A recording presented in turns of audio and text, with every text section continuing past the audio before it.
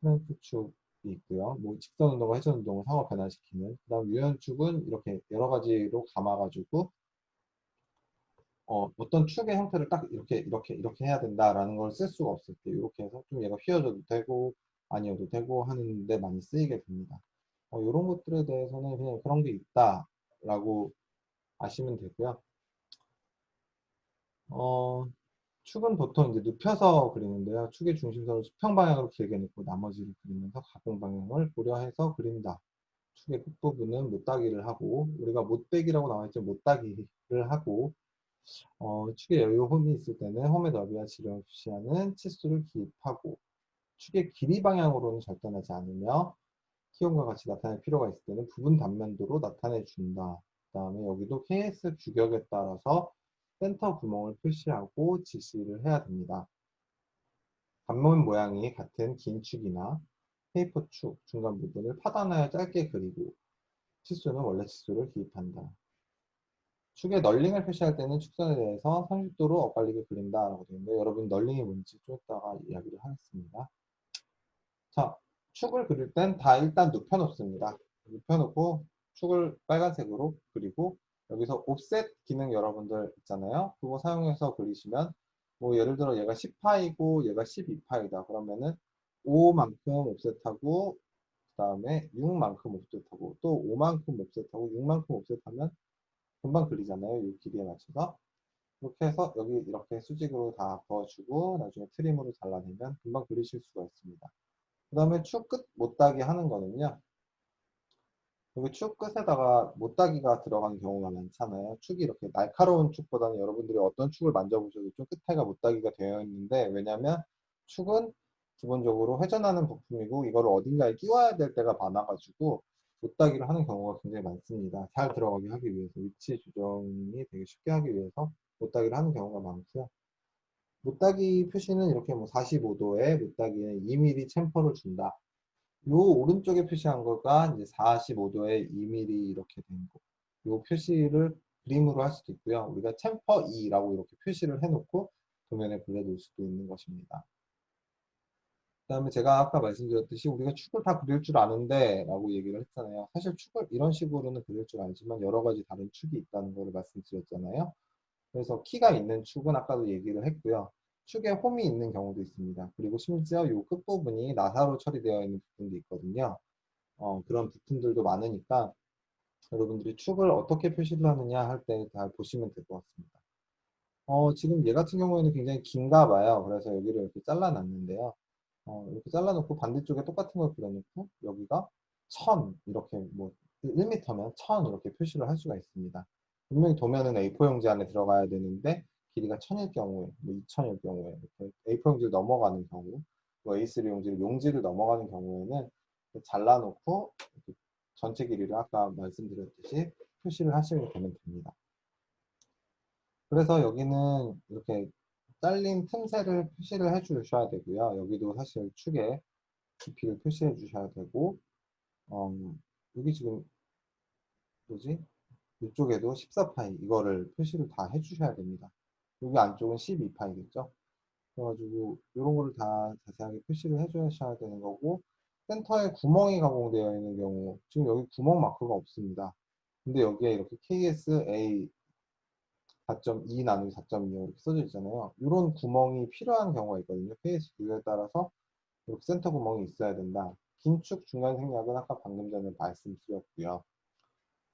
축의 가공 방향을 고려해 가지고 그려야 된다라는 거는 뭐 왼쪽에다가 지금 선반 가공 저번에 보신 것처럼 선반을 물려놓고 이쪽에서부터 이렇게 가공을 해오면 작은 거 가공하고 큰 거 가공하고 이렇게 큰 거 가공하면 되겠네.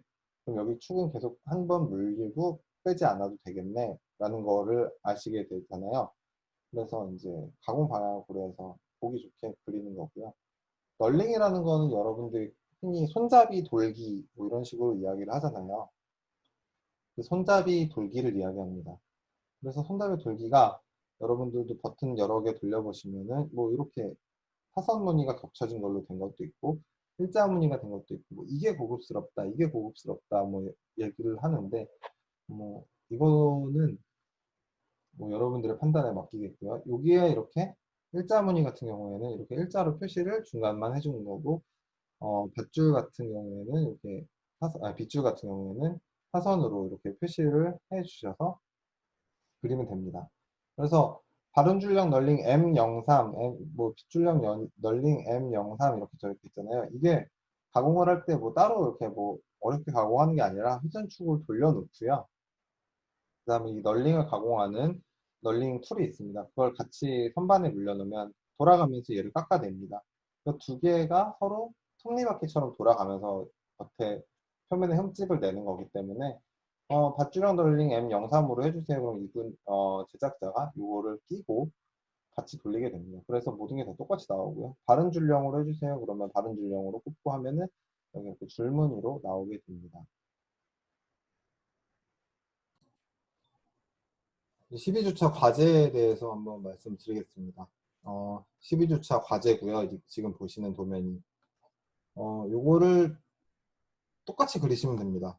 그러면 똑같이 그리시면서 여러분들이 배울 것들이 있겠죠. 남들은 도면을 이렇게 그렸구나.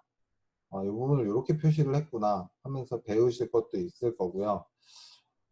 그렇기 때문에 이 도면을 했습니다. 그래서 키도 지금 두 가지 종류가 다 들어가거든요. 좌우에 보시면 서로 다른 키가 들어가잖아요. 키 그리는 것도 배우실 수 있고, 단차가 여러 가지가 나 있는 도면을, 축의 도면을 작성할 때는 이렇게 작성을 해야 되는구나도 배우실 수 있고 하기 때문에 이 도면을 똑같이 그리시는 걸로 하겠습니다. 근데 여기서 이제 붉은색 글씨 있잖아요. 지금 보면은 여기 표면 거칠기 표시한 것들, 그 다음에 이런 것들 안 그리셔도 됩니다. 이런 것도 안 그리셔도 0.1, 0, 0.10 이런 거 안 쓰셔도 되고요. 근데 여기 뭐 KSA, ISO 6441-1 이런 거 한번 써보세요. 여러분들 이런 것도 표시할 줄 아셔야 되니까 이런 거 표시하려면 어떻게 표시해야 되나 한번 고민을 해보시고, 그다음에 이런 것들도 한번 표시를 해보시면 될 것 같습니다. 이런 거는 어떻게 그려야 되느냐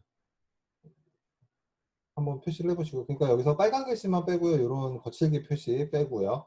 여기 빨간 숫자 옆에 나와 있는 거 빼고 나머지는 다 똑같이 그리시면 되고요. 요 밑에 요 두 개는 안 그리셔도 됩니다. 요거 요 부분 이제 확대해서 그려놓은 거잖아요. 요 부분하고 요 부분.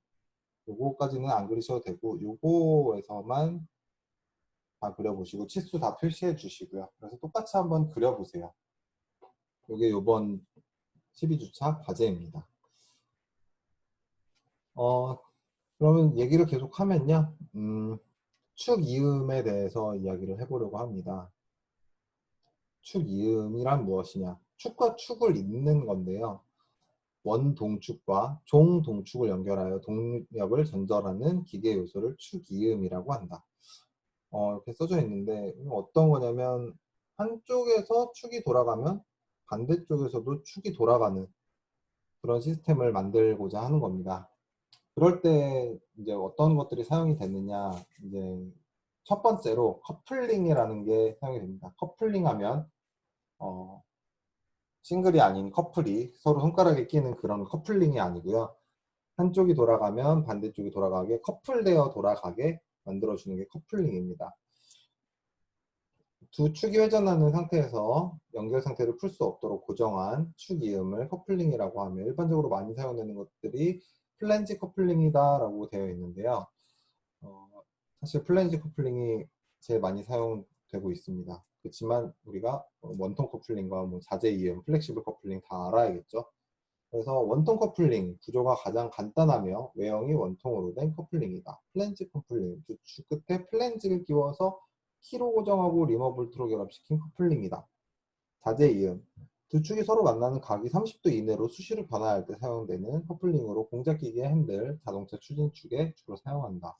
플렉시블 커플링, 두 축의 중심선을 일치하기 어렵거나 충격과 진동을 완화시킬 때 사용하는 커플링으로 고무가죽, 스프링 등의 탄성이 풍부한 재료를 중간에 넣어서 사용한다라고 나와 있습니다. 그렇지만 그림을 봐야 알겠죠. 원통형 커플링입니다. 축과 축, 왼쪽에 있는 축과 오른쪽에 있는 축을 감싸는 겁니다. 그래서 키를 넣고요. 그렇게 되면은 두 축이 동시에 돌아가겠죠. 마치 스카치 테이프를 붙인 것처럼 쇠로 감싸주는데 혹은 뭐 플라스틱으로 감싸주는데 중간에 키가 들어가는 겁니다. 플랜지 커플링 이렇게 한쪽씩 나눠서 보셔야 되는데요. T자 모양으로 생긴 이제 단면이 약간 T자 모양으로 생긴 그 원형의 튀어나온 아이들 두 개를 껴서 얘네들을 볼트로 결합을 해버리면 둘이 같이 돌아가게 되는 원리이고요. 얘도 역시 중간에 키가 들어가거나 아니면 얘 자체에 이렇게 키를 홈을 파가지고 여기다 싹 껴주거나 하면 됩니다. 자재이음이라기보다는 이건 유니버셜 조인트인데요. 굉장히 많이 사용되는 부품이고요. 유니버셜 조인트라고 해서 얘가 지금 이렇게도 움직일 수 있고 이 뒤쪽 게 이렇게 위아래로도 움직일 수가 있잖아요. 그래서 얘를 끼우고 얘를 끼우면 마치 안 돌아갈 것 같은데 굉장히 잘 돌아갑니다. 그래서 얘는 이렇게 끼우고 여기서 나사를 잠그는 방식도 있고 그냥 딸깍하고 껴지는 방식도 있고 여러분들이 공구, 핸드 공구 많이 사용하시잖아요. 그런 핸드 공구에서 보면 유니버셜 조인트가 들어있는 경우가 굉장히 많습니다. 토크렌치 같은 경우에 특히 많고요. 그런 데서 자주 보실 수 있는 부품입니다. 그 다음에 그리드 플렉시블 커플링, 이제 사이가 움직일 수 있는 커플링이고요. 플랜지형으로 되어 있고요. 압축형 고무 플렉시블 커플링, 이제 고무가 들어있고 얘들을 꾹 눌러가지고 이제 서로 이어지게 만들어서 동작을 하게 하는 거고요. 전단형 고무 플렉시블 커플링, 이건 이렇게 잘 안 쓰는 거지만 이렇게 생겨 있습니다. 이런 거보다는 지금은 여러분들이 원통 커플링, 플랜지 커플링, 자재이음, 유니버셜 커플링 정도를 잘 알아보시고 아 이게 이런 거구나 원리를 아시고 이걸 나중에 적용을 하실 수 있으면 돼요. 플랜지 커플링 그리기, 뭐 플랜지 커플링을 그리는 방법까지는 여러분들한테 설명 안 드려도 되고요. 다 아실 거라고 믿습니다. 그래서 일단 플랜지가 있고요. 여기 축 들어갈 자리가 여기 있습니다. 그리고 여기에는 키가 들어갈 자리가 있고요. 보시게 되면 되게 특이한 게 똑바로 내려온다기보다는 이렇게 내려와서 끼워지는, 여기도 한번 끼워지는 축과 왼쪽 축과 오른쪽 축을 맞춰주기 위해서 끼워주는 형태로 되어 있는 게 세트 상품으로 많이 있고요. 그 다음에 여기 뭐 나사는 다 다르니까 안 모르셔도 되는데 여기 키홈은 이렇게 돼 있고 이거 두 개를 한 번에 나사 하나로 잠궈서 끼우게 된다. 그럼 자세히 보시게 되면 여기가 나사산이 하나도 없죠. 여기 중간에는 정말로 나사산이 없는 제품이고요. 끝에만 나사산이 있는 나사가 판매하고 있습니다. 그렇기 때문에 이 길이에 맞춰서 구매하셔서 사용하면 되겠습니다. 여기 전체가 나사산이 되어 있을 때보다 면이 다 맞닿아 있는 게 기계적으로 안정적으로 딱 고정이 되어 있겠죠. 그래서 이렇게 된 거를 사용하고요. 나사를 그려주기도 하고 나사를 따로 부품으로 표시를 하기도 하는데 여기는 부품도이기 때문에 한쪽만 나사를 그려서 표현을 한 것입니다. 클러치, 여러분들 클러치 하면 뭐 생각나세요? 자동차에 이제 수동 자동차 보면 클러치를 사용하게 되잖아요. 거기서 사용하는 게 클러치고요. 클러치에 대해서 한번 얘기를 해보겠습니다. 맞물림 클러치에 대해서 이야기를 해볼게요. 서로 맞물리는 턱을 가진 플랜지 하나를 원동축에 또 다른 하나를 종동축에 고정하여서 서로 같이 이제 움직일 수 있게 하는 겁니다. 얘가 맞물려서 붙거나 떨어지거나 해서 동력을 전달하거나 전달하지 않거나 이걸 반복할 때 쓰이는데요. 턱의 모양에 따라서 삼각형, 삼각 톱니형, 스파이럴형, 직사각형, 사다리꼴형 클러치들이 있고요. 마찰 클러치. 마찰 클러치는 여러분들이 뭐 서로 이제 원판들 특히 많이 쓰잖아요. 그래서 A가 돌면 같이 붙을 때 마찰에 의해서 같이 돌아가는 그런 걸 생각하시면 됩니다. 그래서 맞물림 클러치는 지금 보시는 것처럼 얘가 돌면 얘가 돕니다. 근데 얘가 떨어지게 되면 안 돌겠죠. 하나가 돌아도. 원판 클러치도 이렇게 압력을 줘서 원판이 서로 붙게 되면은 같이 돕니다. 근데 원판이 떨어져 있으면 당연히 돌질 않겠죠. 원뿔 클러치도 얘네가 가까이 가서 마주하게 되면은 마찰에 의해서 돌겠죠. 원심력 클러치는 얘가 이렇게 돌면서 원심력에 의해서 얘가 멀어지게 되면은 바깥쪽이 돌겠죠. 안에 쪽에 거에만 연결이 되어 있거든요. 그래서 이런 여러 가지 클러치가 있고요. 마찰차에 의한 동력은 아까 마찰을 이용하는 클러치들 있잖아요. 걔는 큰 힘이 작용을 하면 미끄러져 가지고 정확한 속도비를 얻을 수 없고 정확한 힘을 전달할 수가 없습니다.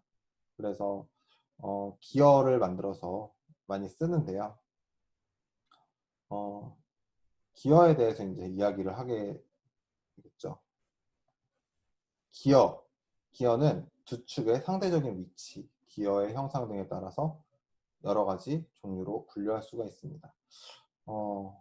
그래서 이제 기어에 대해서 자연스럽게 넘어왔는데, 사실 기어를 먼저 배우고 클러치를 배워야 하는 게 맞는데, 일단 기어는 정확하게 맞물려 있으면은 무조건 동작을 하게 되게 돼 있습니다. 근데 기어에도 일정한 하중 이상의 힘이 걸리게 되면은 기어 이빨이 부러지는 경우가 생기겠죠.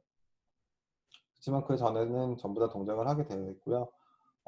기어는 사용 방향에 따라서 나뉘게 되는 게 제일 크고요. 그 다음에 사용 방향이 같더라도 형상에 따라서 좀 다르게 이야기를 합니다. 스퍼 기어, 우리가 가장 많이 사용하는 기어입니다. 우리가 대충 사람들이 기어라고 얘기하는 거를 다 들어보면 대부분이 스퍼 기어입니다. 그 다음에 사람들이 제일 많이 알고 있는 게 렉 피니언입니다. 렉 기어라고도 얘기를 하고요. 한쪽이 회전을 하게 되면은 한쪽은 평행 운동을 하는 기어를 많이 씁니다. 그래서 여러분들이 꼭 아셔야 될 게 스퍼 기어는 회전이고 렉 피니언은 회전과 직선 운동을 바꿔주는 기어다. 그 다음에 여기에 이제 톱니의 형상에 따라서 경사가 져 있으면은 헬리컬 기어라고, 그럼 얘는 헬리컬 스퍼 기어겠죠. 그리고 얘는 헬리컬 렉 기어가 되겠죠. 경사가 양쪽 다 있으면요 더블 헬리컬 기어라고 부릅니다. 그리고 이 내접 기어는 안쪽에서 작은 게 돌아가면 이 외륜에 큰 게 돌아가게 되어 있는 기어입니다. 내접 기어도 생각보다 많이 보실 수 있고요. 그 다음에 이제 많이 쓰는 게 베벨 기어. 지금 여러분들에게 꼭 아셔야 된다고 말씀드린 게 스퍼 기어, 렉 피니언, 그리고 베벨 기어입니다. 베벨 기어는 한쪽에서 이렇게 이쪽 축이 돌아가면 밑에서는 회전력을 반대로 바꿔주는, 회전 방향을 90도로 바꿔주는 게 많이 쓰이게 되고요. 그 이유로 쓰이게 되고요. 여기도 스파이럴 기어, 헬리컬 베벨 기어 이렇게 여러 가지가 있습니다. 그 다음에 크라운 기어, 얘도 위에서 이렇게 돌아가면 밑에서, 위에서 여기서 이렇게 베벨 기어 녹색 같은 게 돌아가면은 밑에서 돌아가게 되는 겁니다. 형상만 다를 뿐 하는 일은 똑같습니다. 그 다음에 운동의 방향을 바꿔주는 것 중에 나사 기어도 있고요. 그 다음에 웜과 웜기어도 있습니다. 웜과 웜기어, 얘 왜 웜기어냐면 벌레같이 생겼다고 해서 웜기어인데요. 얘도 회전을 하게 되면은 밑에서는 이 방향으로 회전을 하게 바꿔주는 겁니다. 기어는 사실 이야기할 게 너무너무 많아요. 형상에 따른 분류, 라고 나와 있는데, 일단 이거는 기어를 우리가 이해하는데 꼭 필요한 거고요. 피치원이 뭐냐, 피치면이 뭐냐, 기초원이 뭐냐, 이끝원이 뭐냐, 이뿌리 원이 뭐냐, 압력각은 뭐냐, 클리어런스는 뭐냐 하고 이야기를 이제 해보겠습니다. 피치원은 피치면과 축의 수직인 평면에 의해서 이루어진 원이라고 되어 있습니다. 굉장히 어렵죠. 그럼 여기서 이제 피치원을 찾아본다면요. 여기 피치원이 이렇게 나와 있습니다. 요 라인이 피치원입니다. 피치면에서 축의 수직인 평면에 의해 이루어진 면. 그냥 이가 잘 물리는 그거라고 생각을 하시면 되고요. 이 피치원이 중요한 게 뭐냐면 여기 반대쪽 이도 물릴 거잖아요. 그럼 지금 여기 물리는 부분이 어디냐면 힘이 가해지는 부분이 여기 피치원 위에 있습니다. 이 점이. 그래서 여러분들이 이 피치원에 대해서는 굉장히 중요하게 알고 계셔야 돼요. 피치원만 있느냐? 피치면이 있습니다. 여기 이 면에 여기 닿는 면이 있잖아요. 이 닿는 면을 피치면이라고 하고요. 기초원이라고 하는 건 여기 아래에 있는 여기 기초원. 이게 기초원이 됩니다. 이게 기초원이 되고요. 입뿌리원하고 기초원을 헷갈리시는 분이 많은데 기초원은 인버루트 기어 이 모양의 곡선을 만드는 원입니다. 이의 모양의 곡선을 만드는 원. 요 이빨 하나의 모양을 만드는 기초원이고요. 입뿌리원은 여기 제일 작은 안쪽 면입니다. 그래서 입뿌리원을 아시고 피치원을 아시고 이끝원을 아시는 게 제일 중요합니다. 이끝원은 기어에서 모든 이끝을 연결하여 이루어진 원이니까 제일 바깥쪽을 이어서 원을 그리면 되겠죠. 그 다음에 압력각. 이 면의 한 점에서 그 반지름과 선의 치형과 접선을 이루는 각. 이 압력각 같은 경우에는 지금은 일단 모르셔도 되고요. 클리어런스, 기어의 이끝원부터 그것에 물리는 입뿌리원까지의 거리를 이끝원에서 입뿌리원까지의 거리를 클리어런스라고 합니다. 사실 기어는 이렇게 다 만드는 법이 정해져 있어요. 이의 크기를 나타낼 때는 모듈, 원주, 피치, 지름, 피치의 세 가지 방법으로 표시를 하고 모듈은 피치원과도 상관이 있고 이수와도 상관이 있고 원주 피치 당연히 상관이 있겠죠. 모듈은 이제 이빨의 개수니까 그 다음에 개수에 완전 상관이 있는 거니까 원주 피치는 또 피치원 지름과 이수 요거가 다 지름 피치는 뭐 25.4로 나눠준다 이런 게 다 있는데요. 일단 스퍼기어를 그리는 법에 이렇게 여러 가지가 나와 있는데 스퍼기어 그리기를 한번 일단 이야기를 하고 어떻게 그리는지 도면에서는 어떻게 작성을 하는지 굉장히 간단합니다. 이렇게 내용은 복잡한데 그래서 일부러 넣었고요. 그렇지만 여러분들 기어에 대해서 알고 계셔야 되기 때문에 넣었는데 스퍼기어 그리기에 대해서 한번 읽어보겠습니다. 기어의 부품도에 있는 도면과 요목표를 같이 나타낸다. 요목표라는 새로운 단어가 나왔죠. 요목표에는 이절사, 조립 및 검사 등의 사항을 기입하고 도면에는 기어 제작 시 필요한 치수를 기입한다. 기어를 그릴 때 이끝원은 굵은 실선으로, 피치원은 가는 1점세선으로, 입뿌리원은 가는 실선으로, 특수 지시선, 열처리선 같은 거는 굵은 1점세선으로 그린다. 이게 제일 중요한 내용인데요. 제일 바깥쪽에 있는 이끝원을 굵은 실선으로, 피치원은 사실 존재하지 않는 선이나 마찬가지이기 때문에 서로 마주 닿는 부분이기 때문에 1.3선으로 그 다음에 입뿌리원은 안쪽 선이기 때문에 가는 실선으로 그려주게 됩니다. 맞물린 한 쌍의 기어는 물림부의 이끄던 쌍방 모두를 굵은 실선으로 그리고 정면도를 단면도로 표시할 때는 물림부 한쪽 끝 원을 숨은 선으로 그린다. 기어는 축과 직각인 방향에서 본 그림을 정면도로 그리는 것을 원칙으로 하고 시형의 상세 및 치수 측정 방법을 명시할 필요가 있을 때는 도면에 표시를 한다. 맞물린 한 쌍의 기어 정면도는 입뿌리선을 생략하고 측면도에서는 피치원을 그린다라고 이렇게 어렵게 나와 있습니다. 그리고 치수 및 요목표의 기입. 요목표라는 게 보통 있고요. 요목표 기입은 어떻게 하냐. 기어의 제작도에는 기어의 완성된 치수만 기입하고 이 절삭, 조립 검사 등에 필요한 사항은 요목표에 기입을 하게 됩니다. 어떤 표가 있는 거죠. 이 모양란에는 표준 기어, 전위 기어 등을 구분하여 기입을 하고 기준 피치원의 지름을 입력할 때는 숫자 치수 옆에다가 PCD, 이게 피치원 직경, 피치 센터 다이아메타, 서클 다이아메타라고 기입을 하는 겁니다. 피치원 직경. 그래서 이 두께란에는 이 두께 측정 방법에 의한 표준 치수와 허용 치수의 차를 기입하게 되고요. 표면 거치기 또한 기입을 해줘야 됩니다. 그래가지고 PCD가 뭐 56일 때 공차 찾는 법은 나와 있고요. 공차에 대한 이야기를 나중에 하기로 했고요. 스퍼기어를 그리는데 이렇게 그려집니다.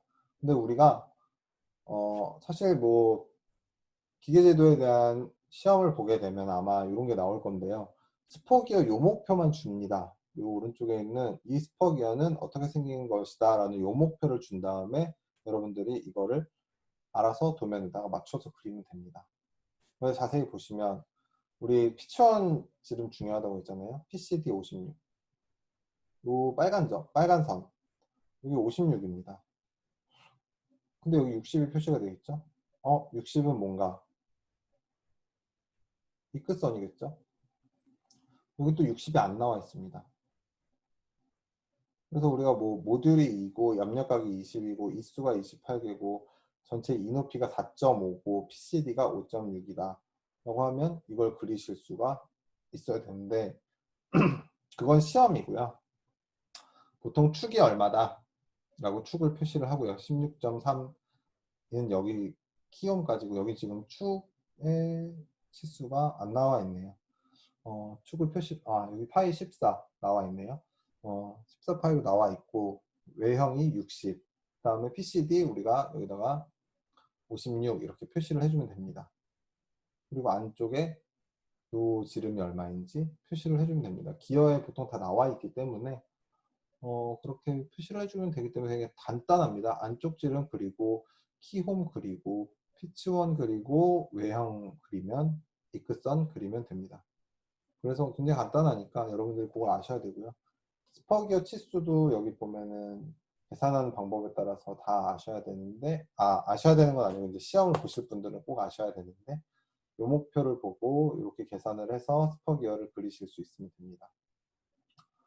기어 그려놓은 거 보면은 간단하잖아요. 아까처럼 키움 표시 따로 해주고, 요 안쪽에 어떻게 생겼는지 그려주고, 그 다음에 여기 PCD 높이 표시해주고, 여기 보통 PCD 써주거든요. 안 써줘도 되기는 하는데 무조건 똑같기 때문에, 계산 방법이 이게 나오는 거기 때문에 똑같기 때문에 안 써도 되는데, 주로 써줍니다. PCD 중요한 거라서. 그래서 외형 써주고, 이런 식으로 하시면 여러분들이 기어를 그리실 수 있어요. 벨트와 풀리에 대해서는 간단하게만 설명을 드릴 건데요. 플렉서블한 재질, 가죽 고무, 직물 등으로 만든 벨트로 두 개의 풀리에 적당한 장력을 걸어 동력을 전달하는 장치를 벨트 풀리라고 하면서, 요거를 벨트, 여기 지금 요 끈을 벨트라고 하고 풀리는 가운데 거를 풀리라고 합니다. 한쪽 바퀴가 돌아가면 다른 쪽 바퀴가 돌아가고요. 요 벨트의 종류에 따라서 풀리의 종류도 달라지게 됩니다.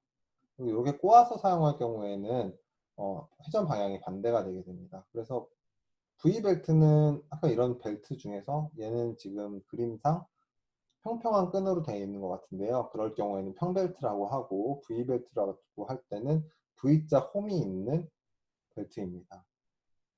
단면 치수에 따라서 M형, A형, B형, C형, E형 이렇게 6가지가 있는데요.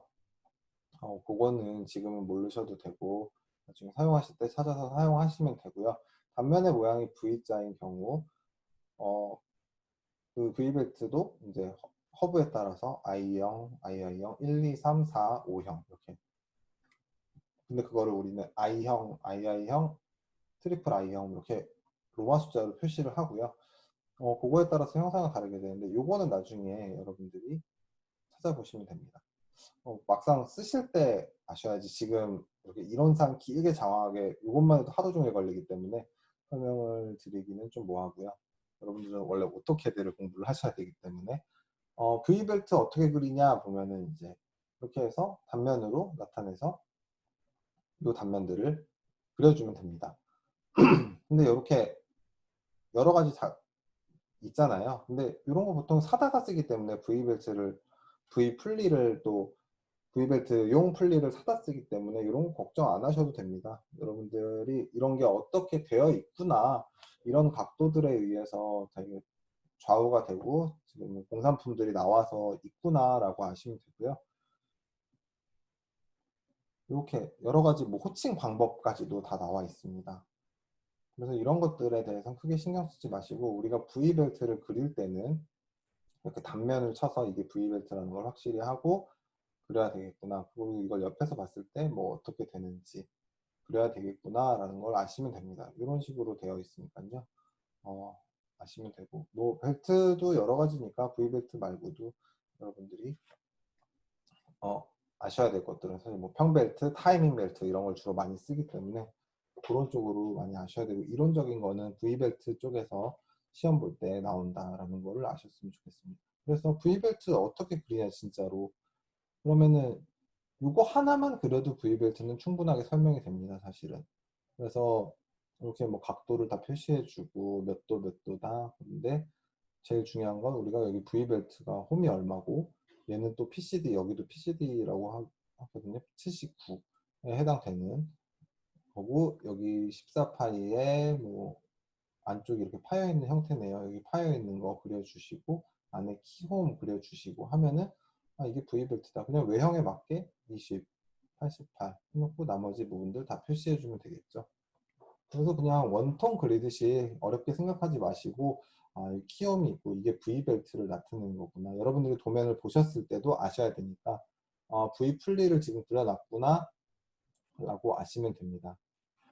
그다음 이제 오늘 마지막으로 체인에 대해서 이야기를 드리려고 하는데요. 체인은 여러분들이 자전거에서 많이 보셨잖아요. 그래서 이제 간략하게 말씀을 드리려고 합니다. 뭐 롤러 체인, 오목한 모양의 양쪽 다리를 지니고 있는 특수 강판을 프레스로 찍어내어 필요한 길이를 연결한 사일런스 체인 등이 있다.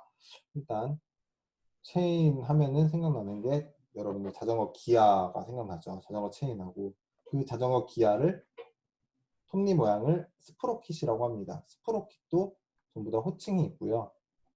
스프로킷도 그려야 되는데 스프로킷을 그릴 때는 또 바깥 지름은 굵은 실선, 피치원은 1.쇠선, 립브리원은 가는 실선으로 그립니다. 이것은 아까 말씀드렸던 기어를 그릴 때와 똑같고요. 기어와 마찬가지로 생겼기 때문에 또 여기서도 이제 입브리니 뭐니 다 계산을 할 수가 있게 되어 있고 요목표가 있잖아요. 그래서 이제 이런 식으로 그려주면 됩니다. 그냥 이렇게 생겼구나. 근데 이게 원형이겠죠? 그 다음에 체인은 또 이런 식으로 생겼구나. 근데 어차피 우리는 체인을 구매하셔서 쓸 거기 때문에 이런 것까지는 모르셔도 되는데 그냥 각부의 명칭 정도만 조금 아셨으면 좋겠어서 요 가운데 있는 체인, 가운데 있는 축 같은 거를 뭐라고 하냐면 우리 롤러라고 합니다. 요 부분이 진짜 힘이 걸리고 여기 D1 돼 있는 부분이 롤러 부분이 힘이 걸리고 스프로킷하고 맞닿는 부분이고 회전하는 부분이기 때문에 롤러라고 하고요. 뭐 네츠 플레이트니 웨츠 플레이트니는 이제 기어를 체인을 연결할 때 우리가 네츠 플레이트에 웨츠 플레이트를 끼워서 핀을 끼고 웨츠 플레이트를 끼워서 이제 체인을 길이를 조절해서 결합하게 되잖아요. 가운데 뭐 길이가 너무 길다 그럼 한두 개 빼고 또 연결하고 하게 되는데 여러 가지 이미 지금 보시는 표와 같이 사이즈가 정해져서 나오기 때문에 구매하셔서 사용하시면 되고요. 이 그림을 보고 스프로킷을 모르시는 분은 없을 테고 스프로킷도 똑같이 이렇게 표시를 해주시면 되고요. 여기서 되게 특이한 게 하나 있잖아요. 7.95. 이 7.95가 특이한데요. 요거는 꼭 여러분들이 기어와 다른 점이고 하기 때문에 아셔야 됩니다. 이 7.95가 뭔지를 한번 찾아볼까요? 그럼 여기 롤러 체인이라고 되어 있습니다. 아까 체인에 있는 롤러, 요 롤러 있잖아요. 여기가 딱 맞고 구동하는 부분이라고 했잖아요. 여기의 지름이 여기는 7.95짜리가 끼워져서 사용되는 스프로킷이다 라는 것을 꼭 명시를 해 주셔야 됩니다. 이게 기어와 가장 큰 차이고요. 이것도 마찬가지로 요 목표를 보고 그리셔야 되는 게 아마도 CAD 관련된 시험을 보시게 되고 자격증을 따시게 되면 필요할 겁니다. 그래서 오늘은 여기까지 말씀을 드리겠고요. 여러분들이 기어 그리는 법, 기어의 종류, 그 다음에 체인이나 스프로킷은 어떻게 뭐 필요에 따라서 선정을 해서 사용하시는데 도면에서 봤을 때 어떻게 보이는지, 그리고 처음에 이야기를 드렸던 키에 대해서 서로 연결하는 키에 대해서 동력을 연결하는 키에 대해서 그 다음에 커플링들에 대해서 여러분들이 부품을 보고 어떻게 사용이 되는 거고 내가 나중에 그릴 수 있는가 그리고 보면 알 수 있는가에 대해서 한번 고민해 보시고요. 과제 아까 말씀드렸던 축 그리는 거는 해서 올리시면은 그 파일명 맞춰서 올리시면은 제가 확인하도록 하겠습니다. 오늘은 여기까지 하겠습니다. 여러분 수업 듣느라 수고 많으셨고요. 좋은 한 주 보내시길 바랍니다.